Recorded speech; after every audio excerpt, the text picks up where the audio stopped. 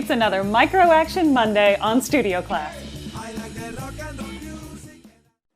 Hi Divas! It is another Monday and we are here to talk about micro actions. And today's episode is about, really what I called it was how tenacity can be your secret weapon. But I'm going to start with a little story, and this is what I really wanted to call this episode, which was, so early in my career, or like early in my 20s, I came into contact, I don't know how, I don't know where I started, interacting with the concept of tenacity. It might even have been high school where, I just started thinking about tenacity and what that means, and tenacity as a secret weapon, right? And this started to become a phrase, and get ready, I'm going to have to mark this episode as explicit because this, from time to time I keep my language a little spicy. This phrase in my mind was, I don't have to be the best, I just have to outlast these motherfuckers. And so it really changed my perspective on my career and how I went about working towards my goals, because what I want you to hear in that is not necessarily, the motherfuckers part, but the first part, which was, I don't have to be the best, I just have to outlast, right? In this phrasing, I was able to tell myself that perfectionism is not the goal, but tenacity is the goal, right? It's a lot easier for me to stay connected, stay aligned to tenacity as my value, rather than being perfect, because it's such an elusive mark, and I'm never gonna hit it, right? There's just always going to be things that I want to do better, and that allows me to stay in a growth mindset side of things, right? Is that I'm continually working towards the kind of artist, the kind of musician, the kind of person I want to be. And that allows me to stay aligned with tenacity versus staying aligned with perfectionism. And that's the thing that I want you to take away from today, which is, let's realign the goal to something like tenacity rather than perfectionism. So we're thinking about, okay, well, what does tenacity really mean?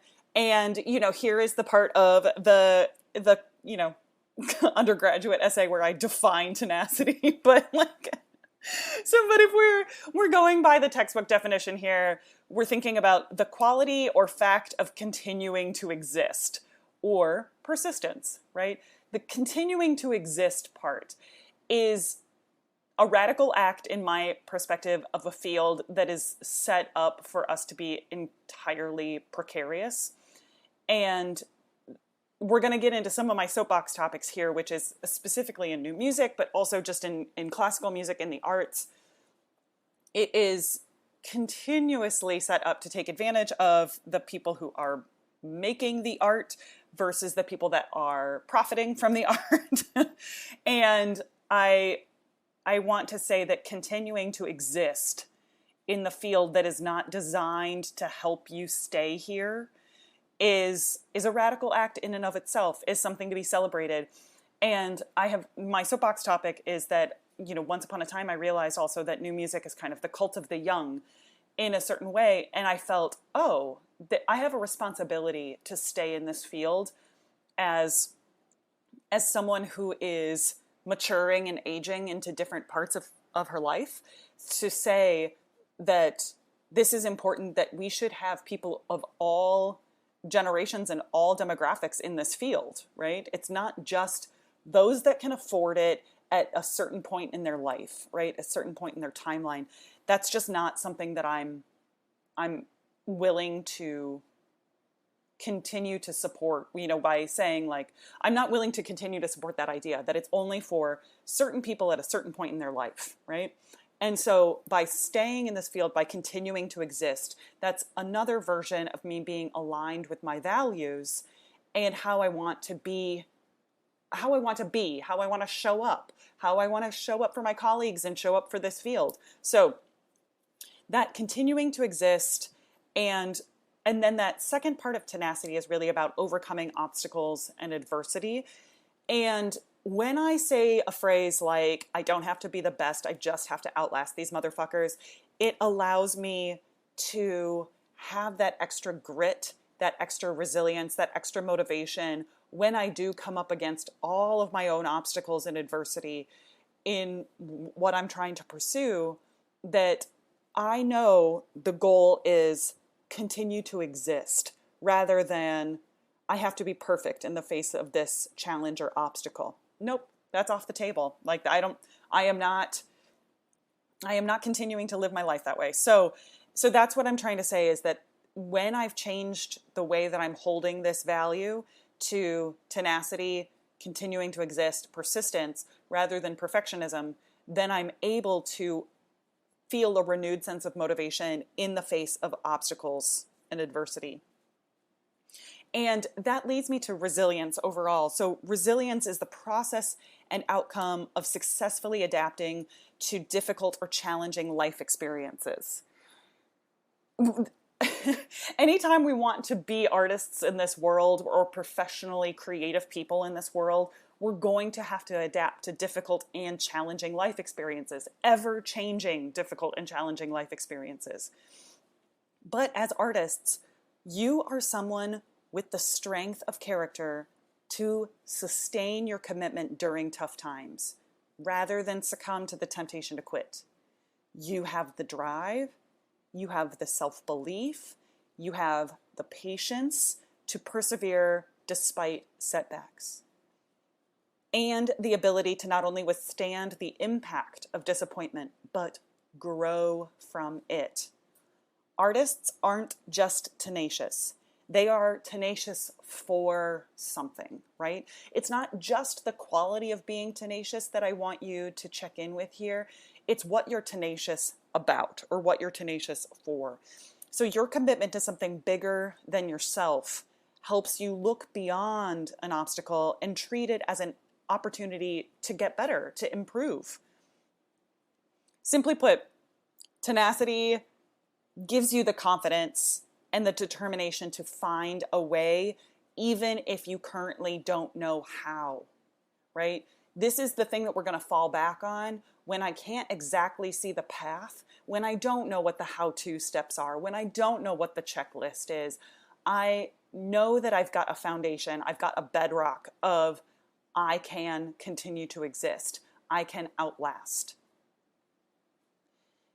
I hope that one of the things that you heard me say in there was about helping myself to set clear and realistic goals to channel my tenacity effectively, right? So when I say it's my goal to continue to exist, then I am able to look at what goals allow me to keep doing that. What projects am I able to say yes to that allow me to continue to live this path?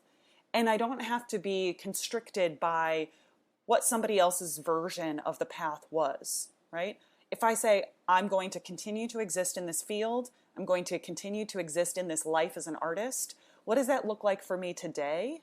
It allows me to be so much clearer about manageable goals, realistic goals, smart goals, all those good things. But does that make sense? I want you to think about how aligning with tenacity helps you pick manageable and realistic goals. They might still be huge goals. That's great. I want that for you. They're manageable and realistic because you can see the path for yourself. And then remember, even if I can't see the how or the path, I can still rely on the fact that I am just continuing to exist. In this day, I think of myself as a musician. I think of myself as a professional singer. I think of myself as a composer. That recognition alone is an act of tenacity. Knock, knock, knock. Real quick, divas. I know you're here because you love the clarity that comes from my micro-action episodes, plus you get inspired and motivated hearing from working artists all across our field on how they made, maintain, and grow their careers. Now, you can be a part of the fuel that makes it all happen. Give Studio Class a boost by heading over to patreon.com/mezzo-Ihnen, that's MEZZOIHNEN, and join the Sybaritic Camerata. I also want to take a moment to shout out and thank Chris, James, Josh, Sarah, Elise, and Renee. Your support means the world to me. Thanks so much for helping me keep this podcast going. Now, let's get back to the show. So here's the thing, is that just recognizing that's one practical strategy for developing and nurturing your tenacity. But what are some of the other ways that we can do this? Well, thinking about something like, even though I might have been rejected in the past, I'm still going to apply for things. I'm going to stay connected to the fact of, you know what, I might not have won before. I might not have gotten that opportunity. The door might not have opened when I tried before, but I'm going to keep going. That brings me to my point about how measuring the chances you've taken rather than their outcomes can be a really good form of developing tenacity, right? So there are times, there are cycles in our businesses in which we want our KPIs, our key performance indicators, right? We've talked about this. If you did not listen to the KPIs episode on Studio Class, go back, go find it. So sometimes your KPIs we're measuring outcomes, right? Did I get more students? Did I secure more gigs? All of that kind of stuff.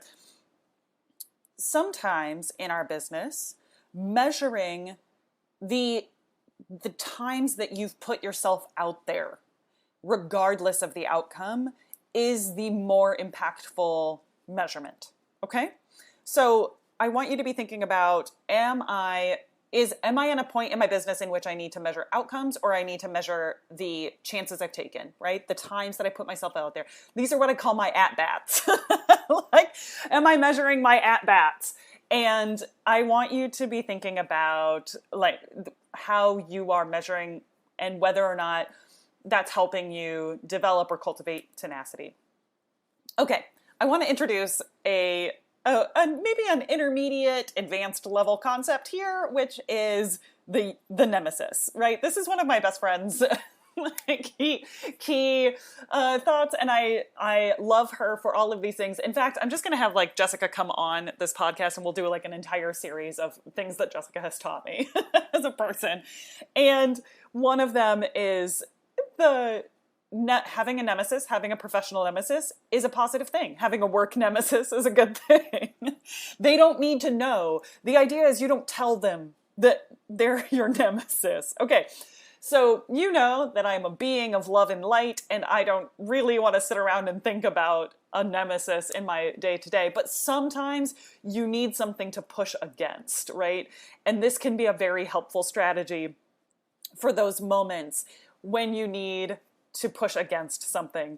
And I think that having a work nemesis that doesn't know that you think that they're your nemesis can be really helpful for this quality of tenacity, right? Remember, I don't have to be perfect. I just have to outlast these motherfuckers. When I start putting a face on the second half of that phrase, then things get real, right? And I'm thinking about, okay, well, I just have to stay in it longer than my nemesis. I have to stay in this game longer than this person that I'm considering my nemesis for this topic, right? So, like I said, that may not be the right strategy for you, but if you are someone who likes to spite create, I know a few people like that, then I highly recommend this strategy as well. A couple of other things that I want to talk about here is that when we're thinking about developing tenacity, we're really practicing this sense of, we learn to believe that while we don't have control over challenging situations, we do have control over our attitude and response to those situations. Tenacity is an inside job. So many of the things that I talk about on this podcast, on the Sybaritic Singer, in coaching, is how many of these elements are an inside job, that it's actually us getting in our own way of so many of these things that we're finding as boundaries and barriers. You you're right. You do not have control over the challenging situations themselves, but we do have control over how we hold them, how we approach them, how we move around them, how we move through them, okay? And I want you to think about a challenge that you're facing right now and ask yourself, how can I be more in control of my response to this situation? How can I rely on, how can I call upon my tenacity to help me move through this challenging situation with perseverance, with self-belief, with a positive mindset? This is not toxic positivity, I promise you. That is not, I know that positivity is part of my brand, but toxic positivity is not. There are real life situations that we are going through. And I find it extremely powerful for us to check in with our own agency, our own self-efficacy, and say, how can I hold this so it's not so heavy? Okay. When we're approaching hard things, we might be triggered to think of past, what we might term failures. Okay. We might be bumping into this feeling of, I have failed at something like this in the past, and I don't think I can persevere through this. I don't think I can continue to exist if this is the challenge that I keep bumping up against. So remember how I was talking about our nemesis? I'm going to give you an oblique strategy here, which is, what if we thought of our past, this past self that failed, as the nemesis that I'm trying to outlast, right? I'm going to look at that moment where I didn't quite achieve what I had set out to do. And in this challenging moment, I'm going to say, I'm going to outlast that past Megan. I'm going to outlast that past self who wasn't able to complete the goal or achieve the goal, right? But in this moment, I have more skills. I have more knowledge.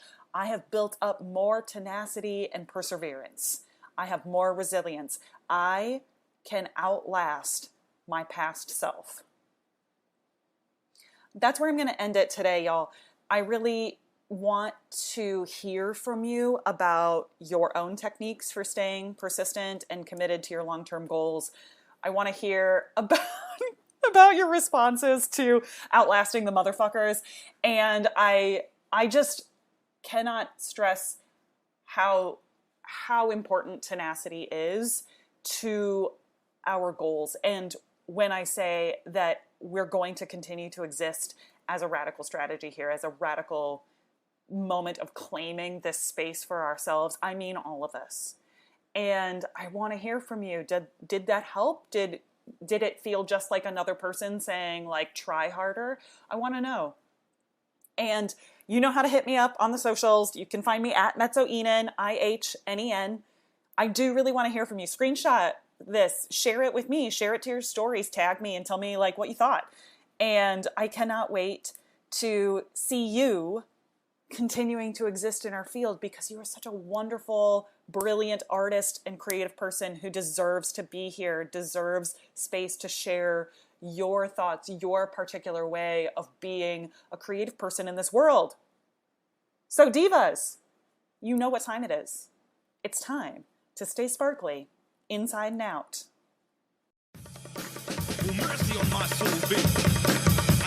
Thanks for joining me for Micro Action Monday. Again, I'm Megan Ihnen, and you can find me on all the socials at mezzo-Ihnen. That's Ihnen.